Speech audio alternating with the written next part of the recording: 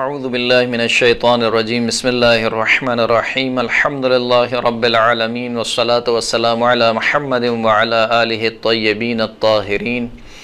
واللعنۃ الدائمۃ علی اعدائہم اجمعین اما بعد فقد قال اللہ سبحانہ وتعالی فی کتابہ المجید بسم اللہ الرحمن الرحیم شہر رمضان الذی انزل فیہ القرآن ھدی للناس وبینات من الھدی والفرقان۔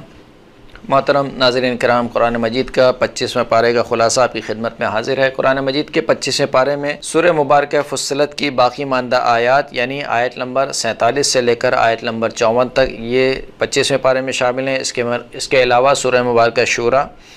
سورہ مبارکہ زخرف اور سورہ مبارکہ دخان اور سورہ مبارکہ جاسیہ کی ابتدائی 36 آیتیں اس پارے میں شامل ہیں۔ اس پارے کی ابتدائی آیت میں خداوند کریم نے فرمایا کہ قیامت کا علم جو ہے وہ فقط اور فقط خداوند کریم کے پاس ہے، اور وہی خداوند کریم ہے کہ جو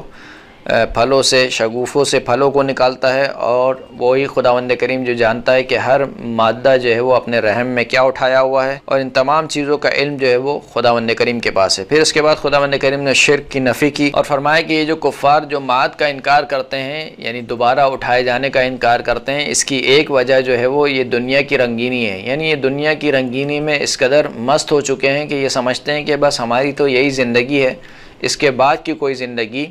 نہیں ہے۔ پھر اس کے بعد خداوند کریم نے انسان کی ایک بری خصلت کا ذکر کرتے ہوئے آیت نمبر 51 میں ارشاد فرمایا کہ وَإِذَا أَنْعَمْنَا عَلَى الْإِنسَانِ أَعْرَضَ وَنَأَىٰ بِجَانِبِهِ وَإِذَا مَسَّهُ الشَّرُّ فَذُو دُعَاءٍ عَرِيضٍ کہ جب ہم انسان کو نعمت عطا کرتے ہیں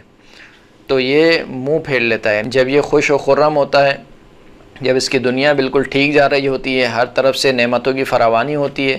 تو یہ ہم سے منہ پھیر لیتا ہے اور ہم سے کنارہ کشی اختیار کرتا ہے۔ لیکن جیسے ہی جب ہم اسے کسی مصیبت میں گرفتار کرتے ہیں تو بڑی لمبی چوڑی دعائیں کرنے والا ہماری بارگاہ میں بن جاتا ہے۔ پھر اس کے بعد خداوند کریم نے توحید کی طرف اشارہ کیا اور کافروں کے بارے میں بیان ہوا کہ یہ اللہ سے ملاقات کے بارے میں شک میں مبتلا ہیں، اور یوں تقریباً یہ سورہ مبارکہ فصلت یہاں پر تمام ہوتی ہے۔ اگلی سورہ مبارکہ شورا ہے۔ ابتدائی آیت میں خداوند کریم نے اپنی مالکیت اور اپنی عظمت کو بیان فرمایا، اور یہ بھی بیان فرما دیا کہ یہ جو وحی ہے یہ عظمت والے خداوند کریم کی جانب سے ہے۔ اس کے بعد شرک کی نفی کی گئی، اور پھر اگلی آیات میں خداوند کریم نے قرآن مجید کے نزول کا مقصد بیان فرمایا کہ ہم نے قرآن مجید کو اس وجہ سے نازل کیا کہ ہمارے رسول صلی اللہ علیہ وآلہ وسلم اس قرآن مجید کے ذریعے سے لوگوں کو محشر کے دن سے ڈرائیں کہ جس دن ایک گروہ جنت میں ہوگا اور ایک گروہ جہنم میں ہوگا، اور اس دن ظالموں کا کوئی مددگار نہیں ہوگا۔ پھر خداوند کریم نے اپنی توحید کی دلیلوں کو بیان کیا، اور پھر دوبارہ شرک کی نفی کی، اور پھر فرمایا کہ دین جو ہے وہ خدا کے نزدیک ایک ہی ہے، یعنی آدم سے لے کر خاتم تک جتنے انبیاء دین کو لے کر آئے ہیں وہ ایک ہی دین ہے۔ شریعتیں مختلف ہو سکتی ہیں، احکامات مختلف ہو سکتے ہیں، لیکن جو اصول دین ہیں وہ اصول دین تمام انبیاء کے نزدیک ایک ہی ہیں۔ جیسے کہ آیت نمبر 13 میں خداوند کریم ارشاد فرماتا ہے شرع لکم من الدین ما وصى به نوح والذی اوحینا الیک وما وصینا به ابراہیم وموسیٰ وعیسیٰ ان اقیموا الدین ولا تتفرقوا فیہ کبر علی المشرکین ما تدعوهم الیہ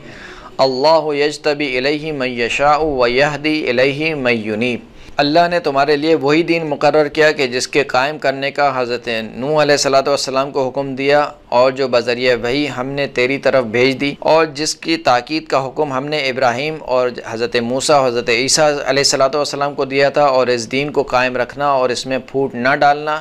جس چیز کی طرف آپ انہیں بلا رہے ہیں وہ تو ان مشرکین پر گراں گزرتی ہے، اور اللہ تعالیٰ جسے چاہتا ہے اپنا برگزیدہ بناتا ہے، اور جو بھی اس کی طرف رجوع کرے وہ اس کی صحیح رہنمائی فرماتا ہے۔ تو اس آیت میں خداوند کریم نے ذکر فرما دیا کہ دین جو ہے وہ ایک ہی تھا جو آدم سے لے کر خاتم تک تمام انبیاء لے کر آئے۔ تفرقہ کب ہوا؟ تفرقہ جو ہے وہ علم آ جانے کے بعد ہوا، اور وہ تفرقہ کیوں ہوا کہ یہ لوگ آپس میں ایک دوسرے پر سبقت اور برتری لینا چاہتے تھے، لہٰذا دنیاوی اعتبار سے ایک دوسرے پر سبقت لینے کے لیے ان لوگوں نے دین میں تفرقہ ڈالا۔ پھر اس کے بعد خداوند کریم نے بیان فرمایا کہ یہ کفار و مشرکین جتنی دلیلیں دیتے ہیں یہ ساری کی ساری دلیلیں اللہ کے نزدیک باطل ہے، اور ان پر اللہ کا غضب ہے، اور یہ لوگ شدید عذاب کے منتظر رہیں۔ پھر اس کے بعد خداوند کریم نے فرمایا کہ قیامت برحق ہے اور اس دن حساب و کتاب بھی جو ہے وہ برحق ہوگا، اور جو لوگ یہ ایمان رکھتے ہیں وہ قیامت سے ڈرتے ہیں۔ پھر اللہ نے فرمایا کہ جو لوگ بھی دنیا چاہتے ہیں ہم ان کو دنیا دے دیتے ہیں، لیکن جو شخص دنیا ہی کا طالب ہو، آخرت اس کے مد نظر نہ ہو، تو پھر وہ یہ شخص جان لے کہ پھر آخرت میں اس کا کوئی حصہ کوئی نصیب نہیں ہے۔ خداوند کریم ارشاد فرماتا ہے کہ من کان یرید حرث الآخرہ نزد لہ فی حرثہ ومن کان یرید حرث الدنیا نؤتہ منہا وما لہ فی الآخرۃ من نصیب۔ جو بھی آخرت کی کھیتی چاہتا ہے ہم اس کی آخرت کی کھیتی میں اضافہ کرتے ہیں، اور جو دنیا کی کھیتی چاہتا ہے ہم اسے اس دنیا میں سے بھی دے دیتے ہیں، لیکن ایسے شخص کے لیے آخرت میں کوئی حصہ اور کوئی نصیب نہیں ہے۔ پھر اس کے بعد شرک کی نفی کی گئی اور مشرکین کے عذاب کا تذکرہ ہوا اور صاحبان ایمان کی جزا کو بیان کیا گیا، اور پھر اس کے بعد آیت نمبر 23 میں خداوند کریم نے یہ بیان فرما دیا کہ یہ جو ہمارے رسول نے اتنی زحمت اٹھائی ہے،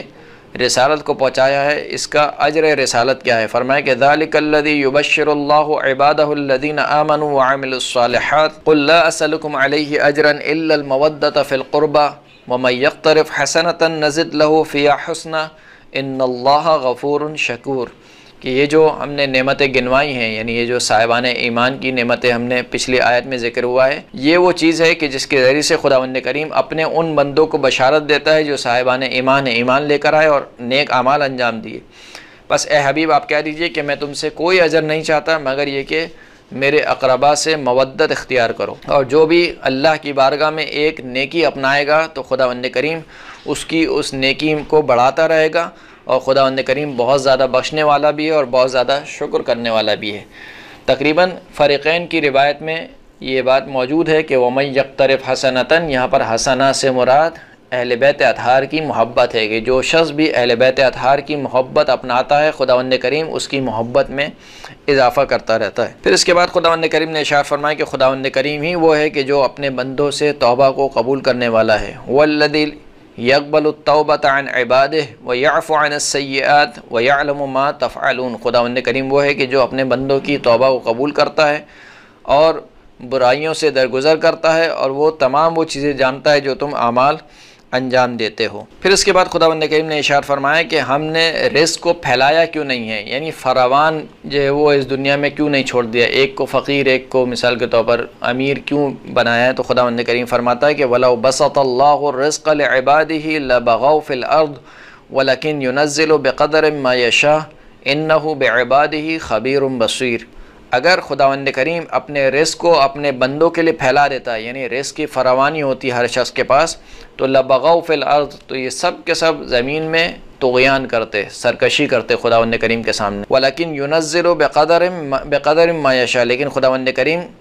ایک خاص معین مقدار میں جو خداوند کریم چاہتا ہے رزق نازل کرتا ہے، اور وہ خداوند کریم اپنے بندوں سے باخبر بھی ہے اور ان کے اعمال کو دیکھ بھی رہا ہے۔ پھر اس کے بعد خداوند کریم نے توحید کی مزید نشانیوں کو بیان کیا اور فرمایا کہ یہ دنیا جو ہے وہ بہت تھوڑی ہے، اور جو کچھ اللہ کے پاس اجر و ثواب ہے وہ اس دنیا سے بہت بہتر بھی ہے اور باقی رہنے والا بھی ہے۔ اور پھر فرمایا کہ برائی کی جزا اسی جیسی برائی ہے، لیکن جو شخص معاف کر دے اور صلح کر لے تو اس کی جزا اللہ کے اوپر ہے۔ پھر فرمایا کہ مظلوم ظالم سے اپنے ظلم کا بدلہ لے سکتا ہے، اور ظالم کے لیے دردناک عذاب ہے، اور ظالمین کے عذاب کو بیان کیا گیا۔ پھر اس کے بعد اللہ کی توحید کو بیان کیا گیا، اور پھر آخری آیت میں تقریباً اختتام میں خداوند کریم نے یہ بیان فرمایا کہ وحی کے 3 طریقے ہیں، یعنی خداوند کریم جب بھی کسی بندے سے گفتگو کرتا ہے تو ان 3 طریقوں میں سے کوئی ایک طریقہ اپناتا ہے۔ فرمایا کہ وَمَا كَانَ لِبَشَرٍ أَن يُكَلِّمَهُ اللَّهُ إِلَّا وَحْيًا أَوْ مِن وَرَاءِ حِجَابٍ أَوْ يُرْسِلَ رَسُولًا فَيُوحِيَ بِإِذْنِهِ مَا يَشَاءُ إِنَّهُ عَلِيٌّ حَكِيمٌ، کہ خداوند کریم نے کسی بھی بندے سے گفتگو نہیں کی مگر یہ کہ وحی کے ذریعے سے، یعنی براہ راست وحی الہی کو اس کے دل پر اتارا، یا پھر پردے کے پیچھے سے، یعنی پردے کے پیچھے سے اس کو وحی الہی سنائی دی اور اس نے فرشتے کو نہیں دیکھا، اور یرسل رسولا، یا پھر اس نے خداوند کریم نے ایک وحی کے فرشتے کو بھیجا، اور وہ وحی کا فرشتہ جو ہے وہ اس کے پاس آتا ہے، وہ اس فرشتے کو دیکھتا بھی ہے، اور وہ فرشتہ اپنے پروردگار کے عزم سے اللہ کی وحی کو اس کے سپرد کرتا ہے۔ تو یہ 3 طریقے ہیں، یا تو براہ راست وحی ہوتی ہے، یا پردے اور حجاب میں رہ کر وحی ہوتی ہے، یا پھر جو ہے وہ ایک فرشتے کے ذریعے سے خداوند کریم فرشتہ نازل کرتا ہے جو اللہ کی وحی لے کر آتا ہے۔ یہاں پر تقریباً سورہ مبارکہ شورا اختتام پذیر ہوتی ہے، اور اس کے بعد جو اگلی سورہ ہے وہ سورہ مبارکہ زخرف ہے کہ جس کی کل 79 آیات ہیں۔ اس کی ابتدا میں خداوند کریم بیان فرماتا ہے کہ قرآن مجید کو عربی میں ہم نے کیوں نازل کیا۔ فرمایا کہ قرآن مجید کو عربی میں اس وجہ سے نازل کیا گیا تاکہ تم قرآن مجید میں سمجھ بوجھ حاصل کر سکو، کیونکہ عربی زبان میں جتنی وسعت ہے اور عربی زبان میں جو فصاحت اور بلاغت پائی جاتی ہے وہ کسی بھی زبان میں نہیں پائی جاتی، لہٰذا عربی میں اس کو نازل کیا گیا تاکہ تم اس کی فصاحت اور اس کی بلاغت کو سمجھو، اس کی گہرائیوں کو سمجھو اور خدا کے کلام میں غور و فکر کرو۔ پھر فرمایا کہ گزشتہ اقوام نے اپنے انبیاء کا مذاق اڑایا تو ہم نے انہیں شدید عذاب میں مبتلا کیا۔ پھر خداوند کریم نے توحید کی نشانیوں کو بیان کیا اور اس عقیدے کی نفی کی کہ اللہ نے اپنے لیے کچھ لڑکیاں چن لی ہیں اور تمہیں بیٹوں کے ساتھ مختص کر دیا ہے۔ اور پھر اس کے بعد دوبارہ خداوند کریم نے زمانہ جاہلیت کی ایک جہالت کا تذکرہ کرتے ہوئے بیان فرمایا کہ جب کسی کو لڑکی کی بشارت دی جاتی تھی تو اس کا چہرہ جو ہے وہ سیاہ پڑ جاتا تھا۔ پھر ملائکہ کو جن سے مؤنث سے قرار دینے پر مذمت ہوئی، یعنی جو لوگ یہ کہتے ہیں کہ ملائکہ جو ہیں وہ لڑکیاں ہیں، تو خداوند کریم نے اس کی مذمت کی اور فرمایا کہ جب ملائکہ کو ہم خلق کر رہے تھے تو کیا تم ان کو کھڑے ہوئے دیکھ رہے تھے کہ وہ لڑکی ہیں یا لڑکیاں ہیں؟ تمہارے لیے اپنے اس دعوے کے لیے کوئی دلیل موجود نہیں ہے۔ پھر اس کے بعد شرک کی نفی کی گئی اور اس بات کی بھی مذمت کی گئی کہ دین کے معاملے میں کوئی شخص یہ نہ کہے کہ ہمارے باپ دادا اسی دین پر تھے تو ہم بھی اسی دین پر چلیں گے، یعنی دین کو محکم دلیلوں سے سمجھا جاتا ہے اور دین کو محکم دلیلوں سے اپنایا جاتا ہے۔ اس کے مقابل میں یہ اندھی تقلید کہ کیونکہ ہمارے باپ دادا اسی دین پر تھے لہٰذا ہم بھی اسی دین پر رہیں گے، یہ انتہائی قابل مذمت فعل ہے اور عقل بھی اس کو جو ہے وہ قبیح فعل شمار کرتی ہے۔ اس کے بعد حضرت ابراہیم علیہ السلام کا تذکرہ ہوا اور بتوں سے ان کی بیزاری کو خداوند کریم نے بیان کیا، اور پھر اس کے بعد خداوند کریم نے کفار کے اس قول کو بیان کیا کہ جو کفار کہتے تھے کہ اگر یہ قرآن نازل ہی ہونا تھا تو مکہ اور مدینہ میں سے کسی بڑے آدمی پر نازل ہوتا، یعنی مالی اعتبار سے، مادی اعتبار سے جو شخص مالدار ہوتا اس پر اس قرآن کو نازل ہونا چاہیے تھا۔ وَقَالُوا لَوْلَا نُزِّلَ هَذَا الْقُرْآنُ عَلَى رَجُلٍ مِّنَ الْقَرْيَتَيْنِ عَظِيمٍ، یہ لوگ کہتے ہیں کہ یہ قرآن نازل کیوں نہیں ہوا ایک ایسے مرد کے اوپر جو کہ دو قریوں میں سے، یعنی مکہ اور مدینہ میں سے بہت عظیم بندہ، یعنی بڑا آدمی جو ہے وہ ہو، اس کے اوپر قرآن نازل کیوں نہیں ہوا؟ اس کے جواب میں خداوند کریم نے ارشاد فرمایا کہ اَهُمْ يَقْسِمُونَ رَحْمَةَ رَبِّكَ نَحْنُ قَسَمْنَا بَيْنَهُمْ مَعِيشَتَهُمْ فِي الْحَيَاةِ الدُّنْيَا وَرَفَعْنَا بَعْضَهُمْ فوق بعض درجات لیتخذ بعضهم بعضا سخریہ ورحمت ربک خیر مما یجمعون۔ فرمایا کہ کیا یہ لوگ اللہ کی رحمت کو تقسیم کرنے والے ہیں، یعنی خداوند کریم ہے کہ جو منصب کو دینے والا ہے یا اپنی رحمت سے جس کو چاہے مختص کرنے والا ہے، تو کیا یہ لوگ اللہ کی رحمت کو تقسیم کرنے والے ہیں؟ پھر خداوند کریم فرماتا ہے کہ ہم نے ان کے درمیان ان کی دنیاوی زندگی میں ان کی معیشت کو تقسیم کیا اور ہم نے بعض کو بعض پر فوقیت دی، بعض کے درجات کو بلند کیا تاکہ بعض دوسرے بعض کا مذاق اڑائیں۔ اور پھر فرمائے کہ جو آپ کے رب کی جو رحمت ہے وہ ان تمام چیزوں سے بہتر ہے جو یہ لوگ جمع کرتے ہیں، یعنی جو ان کا مال و دولت ہے وہ آپ کے رب کی رحمت جو ہے وہ اس سے کہیں زیادہ بہتر ہے۔ لہذا جو ان کا یہ قول ہے کہ قرآن مجید جو ہے وہ مکہ اور مدینہ میں سے کسی ایک بڑے آدمی پر نازل کیوں نہیں ہوا، تو یہ نازل کروانا جو ہے وہ کسی کے اختیار میں نہیں ہے، یہ نازل کرنا خداوند کریم کے اختیار میں ہے۔ پھر اس کے بعد آیت نمبر 36 میں خداوند کریم نے ارشاد فرمایا کہ جو بھی خدائے رحمان سے منہ موڑتا ہے خداوند کریم اس پر ایک شیطان کو مسلط کر دیتا ہے اور وہ شیطان اس کے ساتھ ساتھ رہتا ہے۔ وَمَن يَعْشُ عَنْ ذِكْرِ الرَّحْمَنِ نُقَيِّضْ لَهُ شَيْطَانًا فَهُوَ لَهُ قَرِينٌ، جو بھی خدائے رحمان سے منہ موڑے ہم اس پر ایک شیطان کو معین کر دیتے ہیں، فَهُوَ لَهُ قَرِينٌ، پس وہ شیطان اس کے ساتھ ساتھ رہتا ہے۔ پھر اس کے بعد مشرکین کی مذمت ہوئی اور جناب موسیٰ اور فرعون کا قصہ بیان ہوا کہ فرعون اپنی بادشاہت اور جاو حشم کو دلیل حقانیت سمجھتا تھا، یعنی وہ یہ سمجھتا تھا کہ میں جو ہے وہ بادشاہ ہوں، میرے پاس جو ہے وہ مال و دولت موجود ہے اور میری اتنی بڑی بادشاہت ہے، لہٰذا میں جو ہے وہ اس حق پر ہوں، اور موسیٰ کے پاس کیونکہ مال دنیا نہیں ہے، مثال کے طور پر ایک سادہ سے آدمی ہے، اگر وہ حق پر ہوتے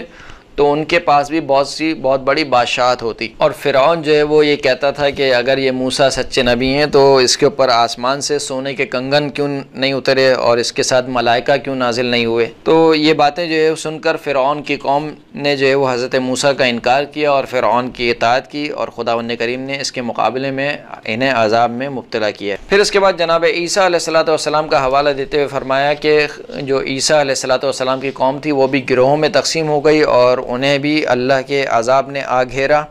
اور پھر قیامت اور اس کے بعد حالات کا تذکرہ ہوا، صاحبان ایمان کی جزا کا تذکرہ ہوا اور کفار کے عذاب کا تذکرہ ہوا، اور پھر اس بات کی نفی کی گئی کہ اللہ کا کوئی بیٹا ہے، اور پھر خداوند کریم نے اپنی توحید کو بیان کیا، اور یہاں پر سورہ مبارکہ زخرف اختتام ہو جاتی ہے۔ اس کے بعد کی جو سورہ ہے وہ سورہ مبارکہ دخان ہے کہ جس کی 59 آیتیں ہیں گی۔ ابتدائی آیت میں خداوند کریم نے شب قدر کا تذکرہ کیا، فرمایا کہ انا انزلناہ فی لیلۃ مبارکۃ انا کنا منذرین فیہا یفرق کل امر حکیم، بے تحقیق ہم نے اس قرآن مجید کو بابرکت رات میں نازل کیا، اور ہم جو ہے وہ اس قرآن کے ذریعے سے ڈرانے والے تھے، اور اس رات میں خداوند کریم نے ہر حکمت والے حکم کو تقسیم کر دیا۔ تو یہ شب قدر کے تذکرہ ہے کہ شب قدر کی جو رات ہے وہ انتہائی بابرکت رات ہے کہ جس میں خداوند کریم نے قرآن مجید کو نازل کیا۔ پھر اس دن سے ڈرایا گیا کہ جس دن آسمان دھوئیں کی مانند ہوگا اور جو لوگوں کو اپنے گھیرے میں لے لے گا، اور لوگ اس عذاب سے پناہ مانگیں گے۔ پھر اس کے بعد آیت نمبر 17 سے لے کر آیت نمبر 33 تک قوم فرعون کی ہلاکت کا تذکرہ ہوا۔ پھر اس کے بعد خداوند کریم نے فرمایا کہ کفار جو ہے وہ دوبارہ اٹھائے جانے کا انکار کرتے ہیں، اور پھر ارشاد ہوا کہ ہم نے زمین اور آسمان کو بغیر کسی مقصد کے یعنی کھیل کود کے لیے خلق نہیں کیا، بلکہ زمین اور آسمان کو خلق کرنے کا ایک واضح مقصد ہے، اور ہم نے ان کو حق کے ساتھ اور برحق خلق کیا۔ پھر اس کے بعد فیصلے والے دن کا تذکرہ ہوا کہ جس دن کوئی بھی کسی کو بے نیاز نہیں کر پائے گا مگر جس پر اللہ رحم فرمائے۔ پھر اس کے بعد زقوم درخت کا تذکرہ ہوا جو کہ جہنم کا ایک درخت ہے، جو کہ جہنمی کی اور دوزخیوں کی غذا بنے گا، اور صبح و شام ان کو اسی درخت سے جو وہ کھلایا جائے گا اور پلایا جائے گا۔ اور پھر اس کے بعد خداوند کریم نے متقین کی جزا کا ذکر فرمایا، اور پھر یہاں پر سورہ مبارکہ دخان ختم ہو جاتی ہے، اور اس کے بعد جو اگلی سورہ ہے وہ سورہ مبارکہ جاسیہ ہے کہ جس کی 32 آیتیں اس پارے میں شامل ہیں۔ ابتدائی آیت میں خداوند کریم نے توحید اور اس کی نشانیوں کو بیان کیا، اور پھر اس کے بعد فرمایا کہ کافر جو ہے وہ ہماری آیتوں کے سامنے تکبر سے پیش آتے ہیں اور ان کے لیے دردناک عذاب ہے۔ پھر خداوند کریم نے دوبارہ توحید کو بیان کیا اور بشریت کو، عالم بشریت کو پروردگار کا شکر کرنے اور پروردگار کی نعمتوں میں غور و فکر کرنے کی دعوت دی۔ اس کے بعد خداوند کریم نے بنی اسرائیل کا تذکرہ کیا کہ انہیں ہم نے عالمین پر فضیلت عطا کی اور واضح اور روشن نشانیاں انہیں دکھلائیں، لیکن وہ پھر بھی باز نہ آئے اور ہمارے سامنے سر تسلیم خم نہیں ہوئے۔ اس کے بعد رسول اللہ صلی اللہ علیہ وآلہ وسلم کو حکم دیا گیا کہ وہ یکسوئی کے ساتھ شریعت پر ثابت قدم رہیں اور کافروں کی پرواہ نہ کریں۔ اللہ جو ہے وہ متقین کا ولی اور ان کا سرپرست ہے۔ اس کے بعد آیت نمبر 21 میں خداوند کریم نے ارشاد فرمایا کہ گناہگار اور نیکوکار جو ہے وہ خدا کے نزدیک برابر نہیں ہے۔ خداوند کریم ارشاد فرماتا ہے کہ ام حسب الذین اجترحوا السیئات ان نجعلهم كالذین آمنوا وعملوا الصالحات سواء محیاهم ومماتهم ساء ما یحکمون۔ کیا وہ لوگ جو کہ گناہوں کے مرتکب ہوتے ہیں وہ یہ گمان کرتے ہیں کہ ہم ان کو ان کی طرح قرار دیں گے کہ جو صاحبان ایمان ہیں، یعنی ایمان لے کر آئے اور عمل صالح کو انجام دیتے ہیں، یہ اور ان کی زندگی اور ان کی موت جو ہے وہ دونوں کی برابر ہوگی، یعنی گناہگار کی اور نیکوکار کی زندگی اور موت جو ہے وہ ایک جیسی ہوگی۔ ساء ما یحکمون، کتنا ہی برا حکم ہے جو یہ لوگ لگاتے ہیں۔ پھر اس کے بعد خداوند کریم نے بیان فرمایا کہ کفار جو ہیں وہ دنیا کی زندگی کو ہی اصل زندگی سمجھتے ہیں، اور ان کا دین جو ہے وہ اپنی خواہشات کی پیروی کے علاوہ کچھ نہیں ہے، اور معاد کے بارے میں اور جب معاد کے بارے میں ان سے گفتگو کی جاتی ہے یا دوبارہ اٹھائے جانے کے بارے میں ان سے گفتگو کی جاتی ہے تو دلیل کے طور پر یہ کہتے ہیں کہ اچھا اگر تم سچ کہتے ہو تو ہمارے باپ دادا کو لے آؤ، یعنی وہ ہمارے باپ دادا جو مر چکے ہیں ان کو دوبارہ زندہ کر کے لے آؤ اگر تم سچے ہو۔ اس کے بعد قیامت کے دن کے حساب کتاب کا تذکرہ ہوا اور اس بات کا تذکرہ ہوا کہ قیامت کے دن ہر امت گھٹنوں کے بل گری ہوئی ہوگی اور ہر ایک کو اس کے نامہ اعمال کی طرف بلایا جائے گا، اور اس طریقے سے تقریباً دوبارہ قیامت کا تذکرہ ہوا اور قیامت کے برحق ہونے کی طرف اشارہ کیا گیا، اور یوں اس پارے کا اختتام ہوتا ہے۔ وآخر دعوانا ان الحمد للہ رب العالمین۔